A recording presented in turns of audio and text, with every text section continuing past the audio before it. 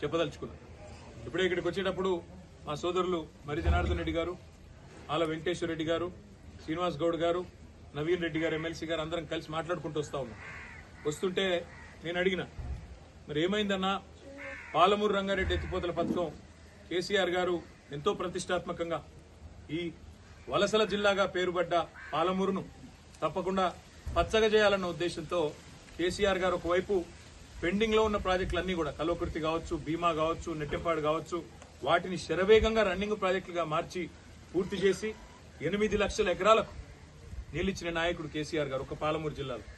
మరి అట్లాంటి పాలమూరు శాశ్వతంగా ఒక ధాన్య భాండాగారం కావాలన్న ఉద్దేశంతో పాలమూరు రంగారెడ్డి ఎత్తిపోతల పథకాన్ని తీసుకున్న విషయం మీకు తెలుసు. అందులో రిజర్వాయర్లు అన్ని పూర్తయినాయి. వట్టెం కావచ్చు, కరివెన కావచ్చు, ఉద్దండాపూర్ కావచ్చు, ఏదుల కావచ్చు, అన్ని కూడా నార్లాపూర్ కావచ్చు, ఇవన్నీ కూడా పూర్తయిపోయినాయి. పూర్తి కావడమే కాకుండా కేసీఆర్ గారు ముఖ్యమంత్రిగా ఉన్నప్పుడే అందులో కొల్లాపూర్లోనే మరి నార్లాపూర్ దగ్గర అనుకుంటా ఒక పంపు కూడా ఆన్ చేసి ఆనాడు నీళ్లు కూడా వదలడం జరిగింది. ఇక మిగతాది ఇప్పుడు రేవంత్ రెడ్డి చేయాల్సిందల్లా ఏనుగెళ్ళింది తోక చిక్కింది అన్నట్టు అన్న 95% పని అయిపోయింది. ఇంకో 5-10% పని మిగిలింది. కేవలం ఆ కాలువల కోసం ఏదైతే భూసేకరణ చేయాలో ఆ పని చేయాలి. ఇప్పుడే వెంకటేశ్వర రెడ్డి గారు చెప్తా ఉండే నాకు, అన్న మన ప్రభుత్వం ఉన్నప్పుడే ఆ టెండర్ కూడా పిలిచినాము, ఈ దుర్మార్గులు వచ్చి అది కూడా రద్దు చేసినారు అని అన్న చెప్తా ఉండే మరి జనార్దన్ రెడ్డి గారు. అన్న మొత్తం ఈ ప్రాంతం అక్కడ కొల్లాపూర్ నుంచి మొదలు పెడితే మనకి ఇక్కడ షాద్ నగర్ అవతల జడ్చర్ల దాకా ఉద్దండాపూర్ దాకా బ్రహ్మాండంగా అన్ని పనులు కూడా పూర్తి చేస్తున్నాం. వీళ్ళు చేయాల్సింది కేవలం 5-10% పని మాత్రమే మిగిలింది. చేసేస్తే నీళ్లు వచ్చేస్తాయనే ఒక ఆశతో జనార్దన్ రెడ్డి గారు చెప్తా ఉన్నా. నేను రేవంత్ రెడ్డి గారిని డిమాండ్ చేస్తా ఉన్నా, మీరు 90-95% పనులు పూర్తయిన పాలమూరు రంగారెడ్డి ఎత్తిపోతల పథకాన్ని ఎందుకు పట్టించుకుంటలేవు? పూర్తి చేస్తే కేసీఆర్ కు మంచి పేరు వస్తుందనా? పూర్తి చేస్తే కేసీఆర్ ను ప్రతి నీటి చుక్కలో ప్రజలు తలుచుకుంటారనా? నీ బాధ ఏంది, నీ భయం ఏందని అడుగుతా ఉన్నా.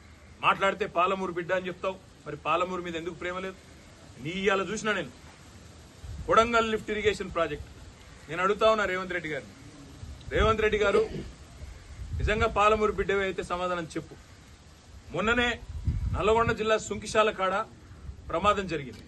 హైదరాబాద్ కు తాగునీరు తెచ్చే సుంకిశాల కాడ సంఘటనా స్థలంలోనే దుర్ఘటన జరిగింది, పెద్ద యాక్సిడెంట్ జరిగింది.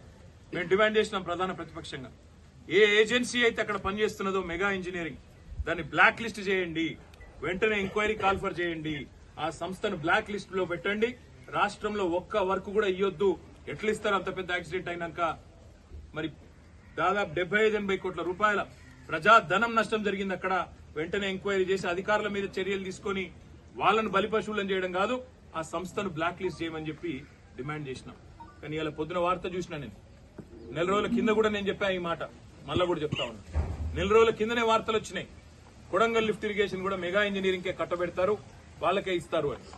మరి ఈ రోజే పొద్దున వార్త వచ్చింది, కొడంగల్ లిఫ్ట్ ఇరిగేషన్ ప్రాజెక్ట్ ను దొంగలు కలిసి ఊర్లు పంచుకున్నట్టు 4350 కోట్ల రూపాయల ప్రాజెక్టు ముఖ్యమంత్రి సొంత నియోజకవర్గం. ఒక సంస్థ తన తప్పిదం వల్ల 75-80 కోట్ల రూపాయలు నష్టం జరిగే పని చేస్తే ఆ సంస్థను బ్లాక్ లిస్ట్ చేయాల్సింది పోయి ఈ రోజు ఆ సంస్థకు తన సొంత కాన్స్టిట్యున్సీలోని పనిని సగం అప్పచెప్పింది. ఇంకొక సగమేమో పొంగులేటి శ్రీనివాసరెడ్డి రాష్ట్రంలో మంత్రి, ఆయన సంస్థ రాఘవ కన్స్ట్రక్షన్ కు సగం. మరి ఇన్ని రోజులు రేవంత్ రెడ్డి గారు చెప్పిన మాటలు ఇదే, మెగా ఇంజనీరింగ్ గురించి, వీళ్ళ గురించి, కాంట్రాక్టర్ల గురించి చెప్పిన మాటలు, మరి అవన్నీ కూడా కల్లిబొల్లి మాటలన్న మాట ఇప్పటికన్నా ప్రజలకు అర్థమై ఉంటుందని నేను అనుకుంటా ఉన్నాను.